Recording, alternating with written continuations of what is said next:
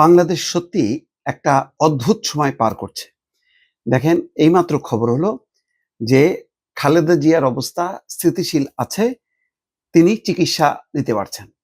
Doctor AJM Zahid হোসেনের বরাত দিয়ে গণমাধ্যম প্রকাশ করছে।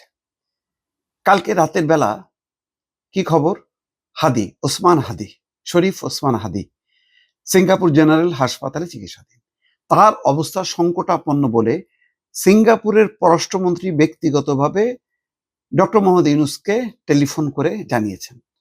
এই অবস্থায় ডক্টর মোহাম্মদ ইউনূস আহ্বান জানিয়েছেন দেশবাসীকে শান্ত থাকতে এবং দোয়া করতে।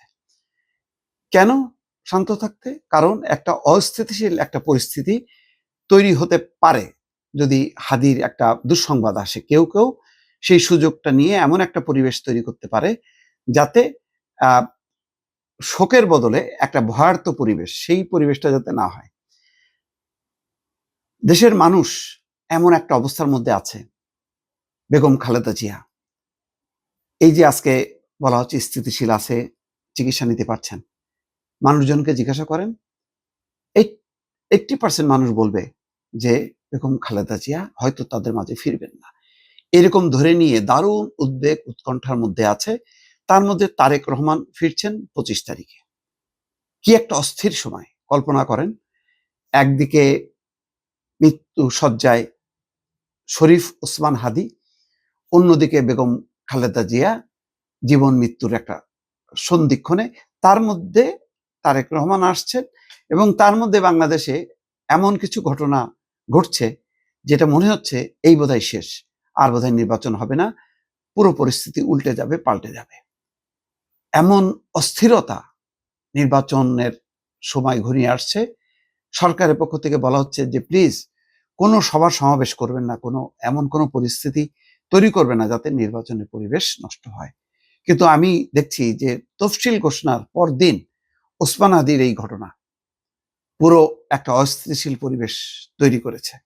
এই অবস্থার মধ্যে ডাক্তার শফিকুর রহমান আবার গেছে তারেক রহমানের দেশে, অর্থাৎ যেখানে অবস্থান করছে সেই লন্ডনে। যদিও বলা হচ্ছে এটা একটা সরকারি সফর, অন্য একটা সম্পর্ক নেই, কিন্তু মানুষের মধ্যে একটা ধারণা যে হয়তো একটা বোঝাপড়া হইতে পারে। যদি হয় সেটা তো ভালো এবং সেটা দরকার। বাংলাদেশের এই মুহূর্তে স্বাভাবিক অবস্থা কতটুক থাকবে সেটা নির্ভর করছে দুটি রাজনৈতিক দল, এক হচ্ছে বিএনপি আর একটা হচ্ছে জামাত।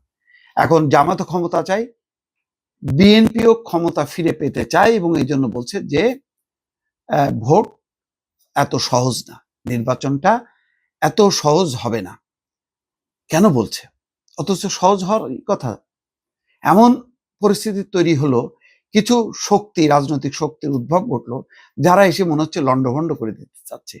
জামাতের মধ্যেও ট্রেন্ড, এক ধরনের উগ্রতা দেখা যাচ্ছে তাদের ডাকসুর নেতাদের মধ্যে কারো কারো বক্তব্যের মধ্য দিয়ে।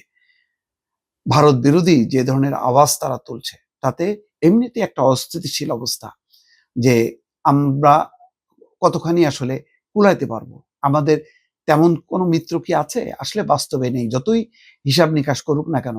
আজকে যেমন আমাকে একজন দেশের বাইরে থেকে বোঝালো যে চীন আমেরিকার একটা ঐক্য হয়ে গেছে আর পাকিস্তান তো সাথেই আছে, ফলে ভারত এখন কোণঠাসা, ফলে বাংলাদেশের ভয় নেই। আসলে বাস্তব কি তাই?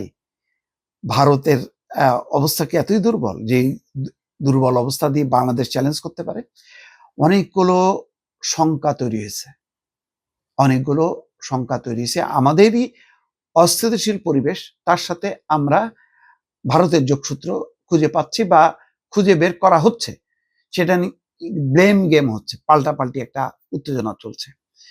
ফলে সব মিলিয়ে যে পরিস্থিতির দিকে এগুচ্ছে ধীরে ধীরে, সেটা নিঃসন্দেহে বিপজ্জনক। দর্শক।